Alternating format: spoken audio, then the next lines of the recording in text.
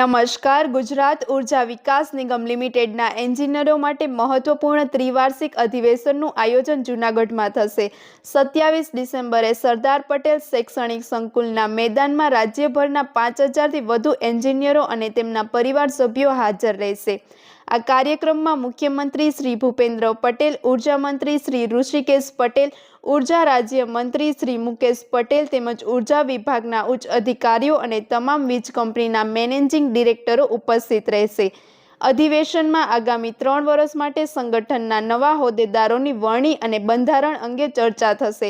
27 ડિસેમ્બરે સાંસ્કૃતિક કાર્યક્રમ અને સેન્ટ્રલ મેનેજિંગ કમિટી બેઠક યોજાશે, જ્યારે 28 ડિસેમ્બરે જનરલ બોડી મીટિંગ અને લોકશાહી આધારે ચૂંટણી પ્રક્રિયા હાથ ધરી નવા હોદ્દેદારો જાહેર કરવામાં આવશે.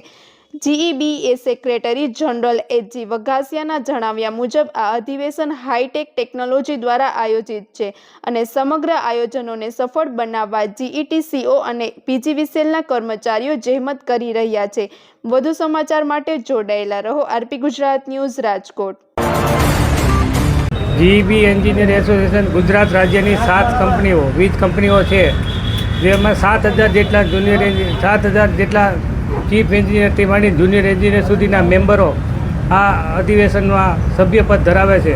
અને ગુજરાતનું એકમાત્ર એસોસિએશન, ઓફિસર્સ એસોસિએશન એવું છે કે જેમાં લોકશાહી ઢબે 3 વર્ષે એના હોદ્દેદારોની નિમણૂક થતી હોય છે. અને અધિવેશનનો વ્યૂ એવો હોય છે, સંગઠનની ભાવના જળવાઈ રહે તેના માટે પારિવારિક સંબંધો જળવાઈ રહે, એટલે ગુજરાતભરના તમામ કંપનીના ઇજનેરો અહીંયા ફેમિલી સાથે જૂનાગઢ ખાતે 27-28 ડિસેમ્બરે જે અધિવેશન આયોજન થઈ રહ્યું છે, 27મું GEBનું અધિવેશન છે, તેની અંદર ઉપસ્થિત રહેવાના છે.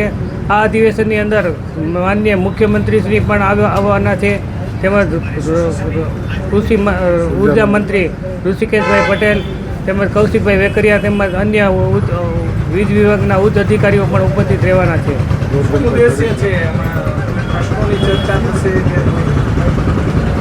આ અધિવેશનની અંદર અમારા સંગઠનને લગતી જે મેમ્બરોના હિતોના પ્રશ્નો હોય છે તેમજ સરકારની સાથે રહીને આ અમારું એસોસિએશન છે, હંમેશા સરકારની સામે ક્યારેય રહેતું નથી, સરકારની સાથે રહીને કામ કરવામાં માનતું એસોસિએશન છે.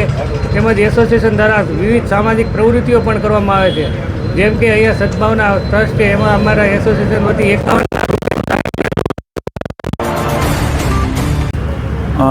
MM કરછા, general secretary PGVCL GEB engineer association. સાહેબ, શું કહેશો? તમારું અધિવેશન મળવાનું છે, કઈ બાબતની ચર્ચા કરવામાં? GEB એન્જિનિયર્સ એસોસિએશનનું ત્રિવાર્ષિક અધિવેશન આ વખતે જૂનાગઢ ખાતે છે. ઇન જનરલ અમારે અધિવેશન અંબાજી અથવા જૂનાગઢ ખાતે હોય છે, જ્યાં આજુબાજુમાં પર્યટનની વ્યવસ્થા હોય, ફેમિલી સાથે, બાળકો સાથે એન્જિનિયરનું કુટુંબ રહી શકે અને સાથે સાથે અમારું એસોસિએશનનું જે અધિવેશન છે એ પણ પૂર્ણ થઈ શકે. મૂળભૂત ઉદ્દેશ તરીકે અમારી કોર બોડી નવી ચૂંટાશે, એટલે કોર બોડી મેમ્બરો છે એની લોકશાહી પદ્ધતિથી એની ચૂંટણી થશે અને બીજા જે કાંઈ અમારા બંધારણ સુધારા હશે, ઠરાવ હશે, એ બધા ત્યાં રજૂ કરવામાં આવશે અને પસાર થશે. પ્રમુખશ્રી અમારા જે છે GEB એન્જિનિયર્સ એસોસિએશનના, એ આપણા પૂર્વ ગૃહમંત્રી ગોરધનભાઈ ઝડફિયા સાહેબ છે. એમના માર્ગદર્શન તળે અમે સચિવાલયમાં ઉચ્ચ તમામ આપણે ઉર્જા minister Kaushikbhai Vekaria, cabinet minister Rushikeshbhai Patel અને CM સાહેબને ગોરધનભાઈને સાથે લઈને આમંત્રણ આપી આવ્યા છીએ અને એ પણ આવવાના છે. સાથે સાથે અમને ખૂબ જ વહીવટીતંત્ર જૂનાગઢનો પણ સહકાર છે.